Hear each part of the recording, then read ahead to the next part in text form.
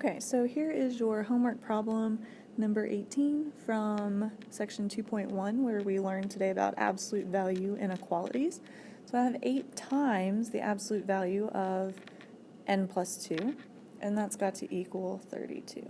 So the first thing that I want to do is I want to ask myself, is the absolute value alone? And unfortunately it's not. This 8 is bothering me right here through multiplication. So I'm just going to divide both sides by 8. That's going to leave me with the absolute value of n plus 2 equal to 4. Okay, now the absolute value is by itself, and it has a positive 1 that's technically in front of it, because you got to make sure it's not negative.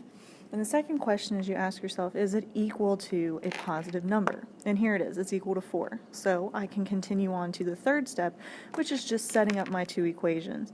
So the first equation, I'm going to do it in green here, and it looks exactly like it, except it doesn't have those absolute value bars, so I shouldn't have written that there, and it's equal to 4.